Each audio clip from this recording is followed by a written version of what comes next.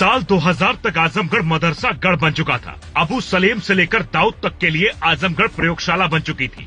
आजमगढ़ पाकिस्तान के कंट्रोल में जा चुका था। साल 2017 में जब योगी आए तब से 2 दशक पहले की आजमगढ़ की वो कहानी आपको सुननी चाहिए जिसे आज तक कोई भारतीय याद नहीं करना चाहता था।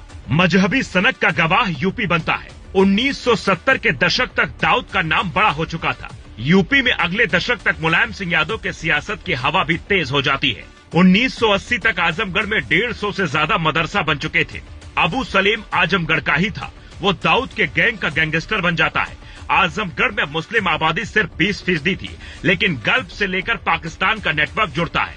वहां से आजमगढ़ की सूरत कुछ ऐसी हो जाती है जिसे सुनकर आप आज भी डर सकते हैं। आजमगढ़ में दाऊद का एक रिश्तेदार रहता था। एक घर से दाऊद आजमगढ़ को अपने गैंग से जोड़ता है। आजमगढ़ के मदरसे में ओसामा बिन लादेन के कैसेट सुनाए जाते, भारत के खिलाफ भड़काया जाता था। सिमी नाम का संगठन बना। फिर आजमगढ़ के लड़कों की भर्ती शुरू हुई। दूसरी तरफ अबू सलेम लगा था। हालांकि कहानी इतनी नहीं थी। देश में 2 दशक तक जो भी आतंकी हमले होते उसमें कोई न कोई कनेक्शन आजमगढ़ से जरूर होता। हालात तो ये हो गए थे कि शादाब नाम का एक संदिग्ध आतंकी पकड़ा गया। आंकड़े बताते हैं कुछ दशकों में देश में 2000 आतंकी हमलों में कम से कम 1000 लोगों की जान गई। इन सभी धमाकों का कनेक्शन आजमगढ़ के मदरसा गढ़ से ही निकलता था। अबू सलेम एक अच्छे परिवार से आता था। वो मुंबई जाता है और वहां दाऊद के संपर्क में आता है। उसके बाद उसने आजमगढ़ में एक नेटवर्क तैयार किया। जिन मदरसों की संख्या 150 तक थी, उनकी संख्या साल 2000 तक 300 से ज्यादा हो जाती है। अब तक यूपी में मुलायम सिंह यादव और मायावती की सरकार में मुख्तार अंसारी और अतीक अहमद की तूती बोलती थी। मुंबई में दाऊद का नेटवर्क बड़ा हो चुका था और अबू सलेम ने पूरे आजमगढ़ का कुछ समय में ही नक्शा बदल दिया। पीएम मोदी की रैली से लेकर अक्षरधाम मंदिर तक हुए धमाके के तार आजमगढ़ से जुड़े। जयपुर, हैदराबाद, दिल्ली और मुंबई जैसे शहरों में 2 दशक तक भारत की धरती को लाल करने का एजेंडा सफल होता रहा। न यूपी में कोई योगी जैसा सीएम था, न ही दिल्ली की सरकार को आजमगढ़ की जनता की चिंता थी। कहते हैं आजमगढ़ में जो कुछ हो रहा था उसकी तैयारी लखनऊ से शुरू हुई। लखनऊ को तहजीब का शहर कहा जाता है, लेकिन पीछे जो खेल रचा जा रहा था उससे सालों तक भारत अनजान रहा।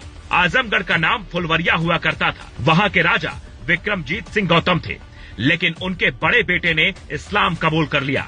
नाम रखा आजम शाह और यही फुलवरिया का नाम आजमगढ़ हो जाता है। ये वो दौर था जब भारत में मुगलों का राज था। धीरे धीरे आजमगढ़ के लोग गल्फ कंट्री तक मजदूरी करने पहुंचने लगे। शहर में पैसा आया, लेकिन विकास के लिए नहीं बल्कि विनाश के लिए। आजमगढ़ पूर्वी भारत का वो जिला बना जो इस्लामिक रेडिकलाइजेशन की जमीन बन जाता है। पाकिस्तान की आवाज आजमगढ़ के मदरसों में सुनाई देने लगी। हालात ऐसे थे कि योगी आदित्यनाथ जब आजमगढ़ जाने की कोशिश करते हैं तो उन पर मुख्तार के लोग हमला कर देते हैं। हालांकि आज तक ये बात साबित नहीं हुई कि योगी पर वो हमला किसने करवाया था। मुंबई में जो लोग जाते उन्हें कुछ पैसे दिए जाते, एक पिस्तौल दी जाती, एक फोटो दी जाती और आसानी से कत्ल हो जाता। मुंबई पर दाऊद राज करता क्योंकि उसका गैंग निचले लेवल पर आजमगढ़ के कुछ मुसलमान संभालने लगे और यहीं से भारत में एक ऐसी नींव रखी जाती है जो बहुत घातक थी। आजमगढ़ का बढ़ता कद देख अलीगढ़ मुस्लिम यूनिवर्सिटी में मुस्लिम छात्रों ने सिमी के साथ मिलकर एक मूवमेंट शुरू किया। सिमी का नेटवर्क पूरे भारत में फैलाया जाता है। योगी आदित्यनाथ के आने के पहले तक आजमगढ़ कैसा था, इसका सबूत देखिए। 1992 में बाबरी मस्जिद की घटना होती है। बदला लेने के लिए दाऊद ने एक डी कंपनी बनाई जिसमें आजमगढ़ के लड़कों की भर्ती होती है। सिमी नेटवर्क तैयार करता और 1 साल बाद ही 1993 में मुंबई में सबसे बड़ा धमाका होता है। इस धमाके में अबू सलेम का नाम आया। वो मुंबई से लौटकर आजमगढ़ में ही रहने लगा। वहां के लोकल मुस्लिम परिवारों ने अबू सलेम को संरक्षित किया, लेकिन योगी आदित्यनाथ ने नया उत्तर प्रदेश बनाने का प्रण लिया।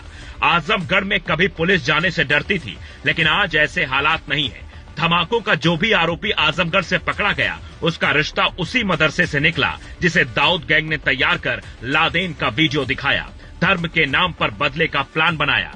अबू सलेम का नाम आज भी जुड़ा है, लेकिन उसका खौफ योगी सरकार में खत्म हो चुका है। पूर्वांचल में कभी पाकिस्तान की प्रयोगशाला काम करती थी, लेकिन आज योगी के बुलडोजर की चर्चा है। अखिलेश यादव हमेशा सरकारी स्कूल पर सवाल पूछते हैं, लेकिन क्या वो बताएंगे आजमगढ़ में 300 मदरसे कैसे बने, आतंक की फैक्ट्री में यूपी का जिला कैसे बदला गया। इसलिए जब जनता वोट देने जाती है तब वो इतिहास का कड़वा सच भी देखती है।